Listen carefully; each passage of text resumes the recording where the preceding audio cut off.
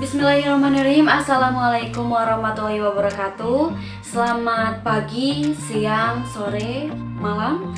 Ibu Nastiti Novitasari, MPD, selaku dosen pengampu mata kuliah pemberdayaan masyarakat, dan rekan-rekan semua yang menonton video kali ini.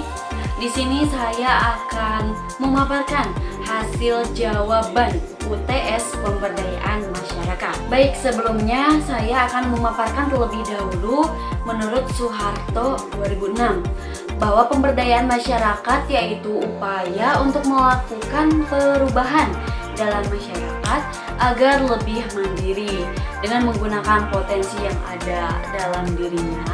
Potensi ini sangat penting karena masyarakat yang berdaya akan terlihat dari adanya perubahan dalam kesejahteraan yang dicapainya. Nah, menurut saya pemberdayaan masyarakat di sana ada kata berdaya. Berarti adanya pemberdayaan masyarakat ini, masyarakat menjadi berdaya. Yang tadinya kurang atau berada di level bawah menjadi naik ke yang lebih baik. Jadi di sini adanya upaya untuk meningkatkan kualitas kemampuan dan potensi yang dimiliki oleh masyarakat, dan akan berkembang juga skill yang lebih baik di dalam dirinya, sehingga masyarakat itu akan terangkat harkat dan martabatnya agar tidak terperangkap dalam kemiskinan atau keterbelakangan. Contohnya seperti meningkatnya di bidang ekonomi, di bidang sosial, di bidang agama, dan lain sebagainya. Selanjutnya yaitu filosofi pemberdayaan. Sebelumnya saya akan memaparkan terlebih dahulu pendekatan pemberdayaan menurut Sutomo 2011, bahwa pendekatan pemberdayaan masyarakat ini adalah pembangunan yang menempatkan masyarakat sebagai fokusnya. Masyarakat mulai dari tingkat komunitas terbawah diberikan peluang dan kewenangan dalam pengelolaan pembangunan, mulai dari proses pengambilan keputusan, perencanaan, kemudian pelaksanaan pembangunan, termasuk dalam kegiatan identifikasi masalah, identifikasi kebutuhan, perancangan kegiatan, pelaksanaan kegiatan monitoring dan evaluasi, serta menikmati hasil pembangunan. Membantu masyarakat agar dapat membantu dirinya sendiri. Nah, membantu di sini itu dapat dibantu oleh penyuluh atau fasilitator yang harus bekerja sama dengan masyarakat, bukan bekerja untuk masyarakat. Apalagi masyarakat yang bekerja untuk fasilitator. Jadi harus ada kerjasama antara fasilitator dan masyarakat ini. Nah, mengapa demikian? Karena kan tujuannya itu untuk memberdayakan masyarakat. Nah, kemudian selanjutnya itu pemberdayaan itu tidak boleh menciptakan ketergantungan. Jadi masyarakat tidak boleh tergantung dengan adanya program-program pemberdayaan. Jika tergantung dengan adanya program tersebut, maka jika program tersebut sudah selesai, bisa jadi masyarakat pun ikut selesai juga, karena tidak bisa melanjutkan lagi gitu, karena tadi tergantung dengan program pemberdayaan tersebut. Kemudian yang selanjutnya ada pemberdayaan mengacu pada terwujudnya kesejahteraan masyarakat, karena memang tujuan utama dari pemberdayaan ini yaitu untuk mensejahterakan masyarakat, membentuk kemandirian masyarakat. Jadi, apabila proses pemberdayaan dapat dijalankan dengan baik, maka pemenuhan kebutuhan dasar bagi masyarakat pun akan dapat dijalankan. Hal ini menunjukkan bahwa filosofi pemberdayaan itu benar-benar mampu mendirikan dan kebutuhan dasar masyarakat itu untuk hidup dengan benar-benar direalisasikan. Baik, untuk sikap-sikap dasar yang harus dimiliki oleh seorang fasilitator. Yang pertama itu ada empati. Ikut merasakan dan menghargai pengalaman dan perasaan warga belajar. Tidak meremehkan warga belajar dengan hadir sepenuh hati. Kemudian peka terhadap situasi pertemuan. Fasilitator itu harus mengetahui kapan warga belajar merasa bersemangat, mulai bosan, mengantuk, tahu kapan harus bicara, kapan harus berhenti dan bertanya.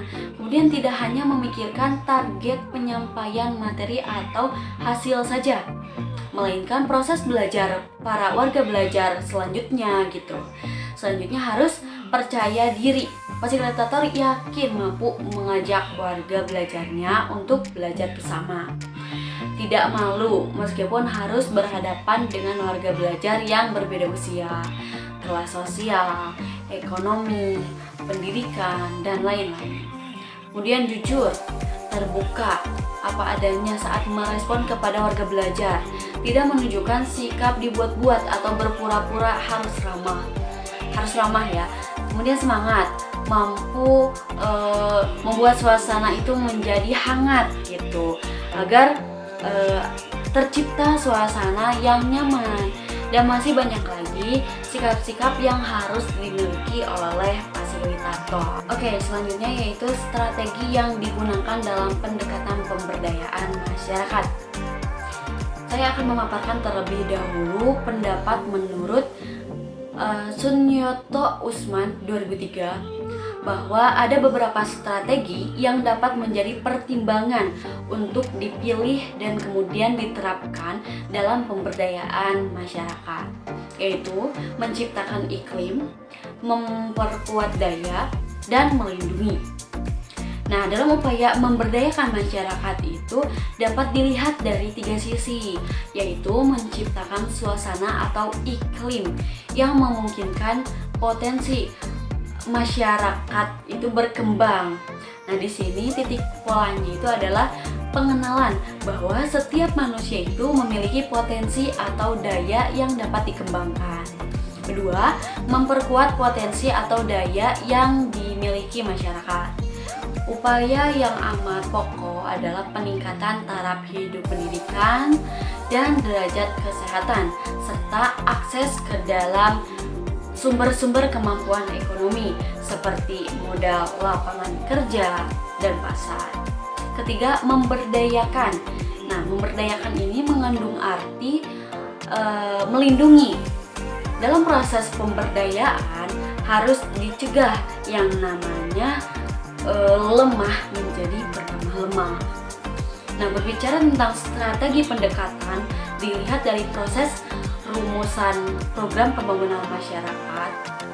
Pendekatan pemberdayaan itu cenderung mengutamakan alur dari bawah ke atas, atau lebih dikenal pendekatan bottom up.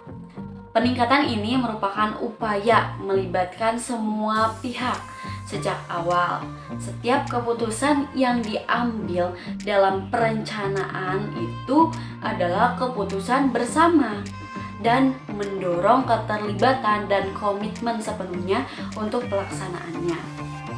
Jadi menurut pendapat ini strateginya itu kita harus melakukan pendekatan bottom up, jadi dari bawah terlebih dahulu. Jadi mendekatkan kepada mereka terlebih dahulu, karena memang pertamanya itu kita melakukan keputusan itu bersama-sama. Jadi nantinya mereka akan bertanggung jawab atas keputusan tersebut. Selanjutnya yaitu kontribusi yang bisa sekarang ini dilakukan. Yang pertama itu saya harus menjaga nilai-nilai dalam masyarakat terlebih dahulu gitu. Jadi sebagai kaum intelektual harus menjaga nilai-nilai kebenaran, mulai dari kejujuran, keadilan, gotong royong, ikut serta dalam setiap kegiatan-kegiatan, atau mengadakan perkumpulan untuk berbagi ilmu sehingga dapat menambah wawasan bersama, dan lain sebagainya. Kemudian mengikuti berbagai kegiatan sosial, karena saya ini seorang mahasiswa sebagai penerus bangsa gitu, merupakan aset atau cadangan harapan di masa depan, sehingga harus memiliki kemampuan dan perilaku terpuji untuk dapat menggantikan generasi-generasi sebelumnya. Nah, selanjutnya itu kita ketahui terlebih dahulu Tridharma dalam perguruan tinggi, yaitu pendidikan dan pengajaran, penelitian dan pengembangan, pengabdian kepada masyarakat. Nah, itu kan. Nah, mata kuliah pemberdayaan masyarakat ini tentunya sangat penting untuk para mahasiswa, khususnya jurusan pendidikan masyarakat ini. Karena menurut saya, seorang mahasiswa itu harus lebih peka dengan problematika yang terjadi di lingkungan sekitar. Seperti yang disebutkan tadi dalam Tridharma, ada kata pengabdian kepada masyarakat. Jadi, adanya mata kuliah ini dapat mengetahui ilmu-ilmu tentang pemberdayaan masyarakat dan meningkatkan kepekaan yang pastinya diikuti dengan kemampuan problem solving, karena secara sadar atau tidak sadar seorang mahasiswa itu akan merasa dituntut secara tidak langsung untuk mengembangkan lingkungan di sekitarnya, terlebih sebagai agen perubahan yang tentunya akan sangat bermanfaat bagi masyarakat sekitar. Jadi intinya, fungsi dari mata kuliah pemberdayaan masyarakat ini untuk meningkatkan kepekaan terhadap masyarakat sekitar. Gitu. Nah, baik, mungkin hanya itu saja yang dapat saya paparkan dari hasil ujian kali ini. Mohon maaf karena banyak sekali kekurangan, dan karena di sini saya masih dalam tahap pembelajaran. Robbana atina fid dunya hasanah wa fil akhirati hasanah wa qina adzabannar. Aku qouli hadza wa astaghfirullahi wa lakum. Wassalamualaikum warahmatullahi wabarakatuh.